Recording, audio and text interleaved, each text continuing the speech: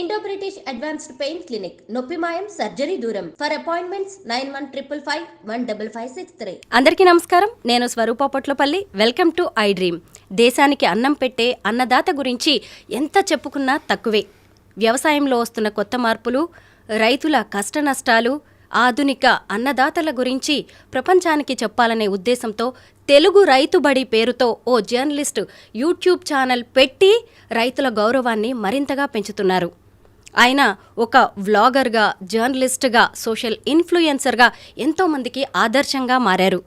అసలు ఆయన channel open చేస్తే పశుపోషణ దగ్గర నుంచి కోళ్ల ఫామ్, అలాగే వ్యవసాయం, పంటలు ఎన్నో మనకు కనిపిస్తూ ఉంటాయి. మనమందరం మన బాల్యంలోకి వెళ్ళిపోతాం, మన సొంత ఊళ్ళోకి వెళ్ళిపోతాం. అతను మరెవరో కాదు, జర్నలిస్ట్ రాజేందర్ రెడ్డి. ప్రస్తుతం నాతో పాటు ఉన్నారు. ఆయన ప్రస్థానం గురించి అనేక విషయాలు తెలుసుకుందాం. నమస్తే రాజేందర్ రెడ్డి గారు. అసలు మీ వీడియోస్ చూస్తుంటే ఎంత అందంగా అనిపిస్తూ ఉంటుందో, అలా పొలాల్లోకి వెళ్ళిపోయినట్టుగా అనిపిస్తూ ఉంటుంది. వ్యవసాయం చేయట్లేదు అనే బాధ, వెలితి ఉన్న వాళ్ళకు కూడా మీ వీడియోస్ చూస్తే కడుపు నిండినట్టుగా అనిపిస్తూ ఉంటుంది.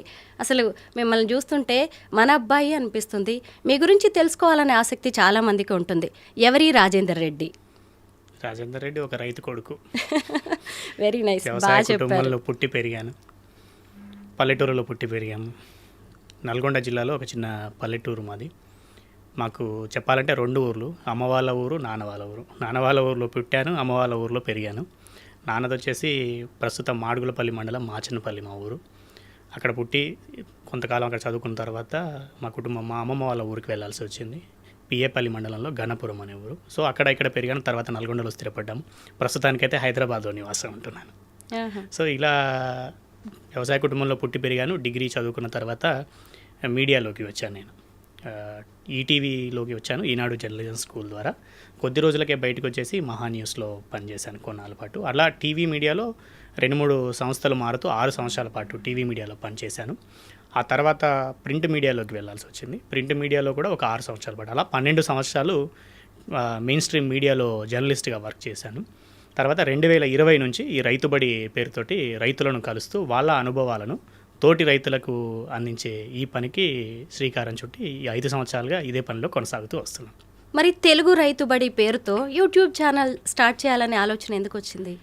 తెలుగు రైతుబడి కంటే ముందు నేను జర్నలిస్ట్గా ఉన్నప్పటి నుంచి ఇంకా ఏదైనా చేయాలి, జర్నలిస్ట్గా నేను వేరే వేరే సంస్థల్లో పనిచేస్తున్నా, ఇది ఒక ఉద్యోగము, మనకంటూ సొంతంగా ఏదైనా ఒక పని, ఒక వ్యాపారం కానీ ఒక పని కానీ ఉండాలి అనే ఆలోచనతోటి ఎప్పుడు ఏదో ఒకటి చేయడం కోసం ఆరాటపడుతూ ఉండేవాడిని.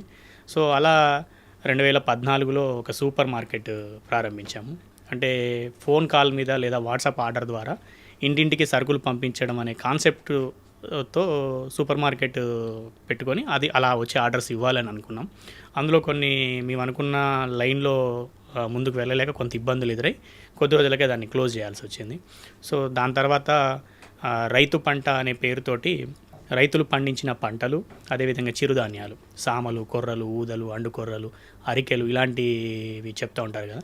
సో కాదర్వల్లి గారు వీళ్ళందరూ దాని గురించి బాగా చెప్పడం వల్ల చాలామందికి ఆసక్తి ఉంది. సో అలా రైతులు పండించిన బియ్యం కానీ, ఈ చిరుధాన్యాలు కానీ, ఇంకా రైతుల ఉత్పత్తులు కానీ కొన్ని తీసుకొచ్చి స్టోర్లలో పెట్టి వాటికి కావాల్సిన వాళ్ళకి తీసుకునే విధంగా నల్గొండ, మిర్యాలగూడ ఇలాంటి పట్టణాల్లో కొన్ని స్టోర్స్ ఏర్పాటు చేశాము. సో కొంతకాలం బాగానే నడిచినా అంత లాభదాయకంగా లేదు. కొంత అనుభవం మాత్రం మిగిలింది, నష్టం కంటే ఎక్కువ అనుభవం మిగిలింది.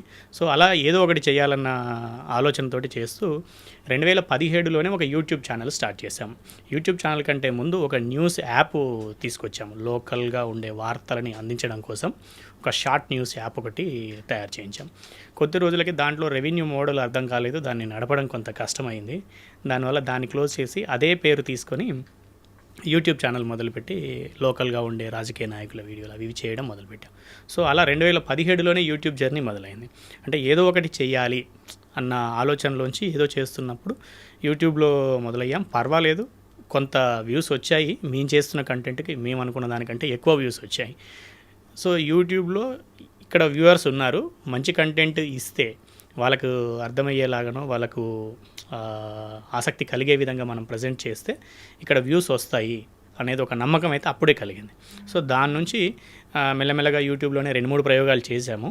ఏది కూడా అనుకున్నంతగా ఎఫర్ట్ పెట్టలేక, ఎందుకంటే ఆల్రెడీ ఒకవైపు జాబ్ చేస్తూ దీన్ని ఒక సైడ్ పనిగా పెట్టుకున్నాం కాబట్టి పూర్తి స్థాయిలో చేయలేదు. పర్వాలేదు, కొన్నిట్లలో అనుభవాలు వచ్చాయి, కొన్నిట్లలో ఫెయిల్ అయ్యాము, కొన్నిట్లలో సక్సెస్ అయ్యాము. అట్లా వస్తూ 2020లో జనవరిలో ఈ రైతుబడి పేరుతోటి, తెలుగు రైతుబడి అనే పేరుతోటి యూట్యూబ్ ఛానల్ మొదలుపెట్టాం.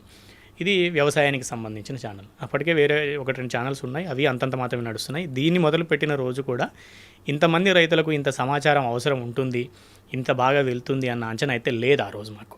కాకపోతే రైతులకు సమాచారం ఇస్తూ వాళ్ళకి కూడా ఎంతో కొంత వ్యూవర్షిప్ వస్తుండొచ్చు. మనకి ఒక 20,000 మంది సబ్స్క్రైబర్స్, 30,000 మంది సబ్స్క్రైబర్స్ వస్తారు కదా. వచ్చిన తర్వాత వాళ్ళకు ఉపయోగపడే విషయాలు మనం చెప్తూ వెళ్తే మనకు ఒక పని ఉంటుంది, ఎంతో కొంత ఉపాధి కూడా దొరికినట్టుగా అవుతుంది, 10 మందికి పనికొచ్చే పని అవుతుందన్న అంచనాతో దీన్ని మొదలుపెట్టాను. కానీ మొట్టమొదటి వీడియోనే చాలా బాగా వెళ్ళింది. అలా 4-5 వీడియోలు చేస్తూ ఉంటే ప్రతి వీడియో కూడా చాలా బాగా వెళ్తూ వస్తుంది. సో ఎందుకు ఇలా వెళ్తుంది అని ఆలోచించినప్పుడు సమాచారం అవసరం ఉందేమో రైతులకి అని అనిపించింది అనమాట. సో దాని నుంచి దీన్ని ఎక్కువ కాన్సన్ట్రేషన్ చేసి పనిచేయాలి అనేది. అంతలోనే కోవిడ్ కూడా వచ్చింది 2020 మార్చిలో. కోవిడ్ టైంలో ఇంకా ఈ ఉద్యోగం ఇంకెన్నాళ్ళు చేస్తాము, ఎదుగు పొదుగు లేకుండా ఉంది. ఏ మేనేజ్మెంట్, ఏ సంస్థలో మీడియాలో పనిచేసినా ఆయా సంస్థల యాజమాన్యాల ఇష్టాలకు అనుకూలంగా పనిచేయాలి. సంతృప్తి తక్కువైపోయింది. సో అటు నేను చాలాసార్లు ఫేస్బుక్లో అక్కడిక్కడ కూడా రాసుకున్నాను అనమాట. ఎన్నేళ్ళని ఈ వేతనాన్ని పని ఆపిన మరునేలని పర్సు ఎక్కిరిస్తుంది అని రాసుకున్నాను అనమాట.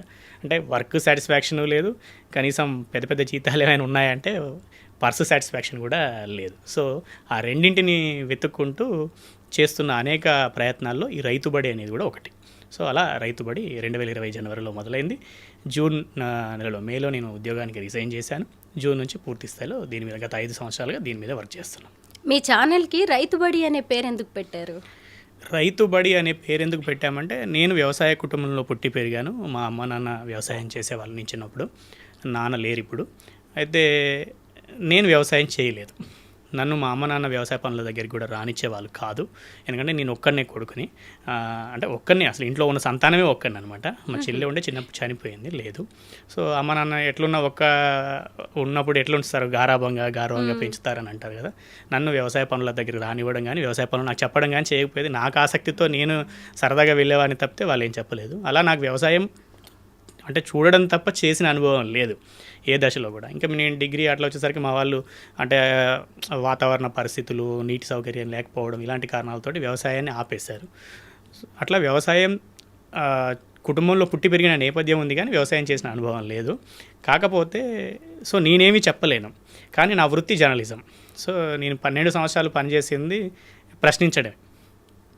సో ఆ ప్రశ్న ఏదో రైతులకు వేద్దాము, వాళ్ళ అనుభవాలను బయటికి తీద్దాము. నేనేమీ చెప్పలేనప్పుడు రైతులు చెప్తారు. వాళ్ళకు నన్ను ప్రశ్నించడం ఒకటి నాకు తెలుసు. సో ఏ ప్రశ్న వేయాలి, వాళ్ళు మాట్లాడుతున్న దాంట్లోంచి కొత్త ప్రశ్నని ఎలా వెతుక్కోవాలి, ఆ వచ్చిన సమాధానం ఇంకెవరికైనా అర్థం కాకపోతే మనం ఎలా వివరించి చెప్పాలి, ఇది మన పని. సో వాళ్ళే చెప్తుంటారు. ఎవరు చెప్తారు ఇక్కడ పాఠాలు? రైతులే చెప్తారు. కాబట్టి రైతుబడి అని పెట్టామన్నమాట. సో తెలుగు రైతులందరికీ ఉపయోగపడుతుంది, మన భాష తెలుగు కాబట్టి తెలుగు కూడా ఉంటే ఇంకా బాగుంటుందేమో అన్నట్టుగా తెలుగు రైతుబడి అని పెట్టుకున్నాము. అది అన్నట్టుగానే రైతులు ఇప్పటికీ 100,000 మంది రైతుల్ని కలిసాము. వాళ్ళందరూ కూడా వాళ్ళ అనుభవాల్ని చెప్తున్నారు, చాలామంది సహకరిస్తున్నారు. అందరి సహకారంతో చాలామందికి ఉపయోగపడే సమాచారం అందిస్తున్నందుకు సంతృప్తిగా ముందుకు సాగుతున్నాం.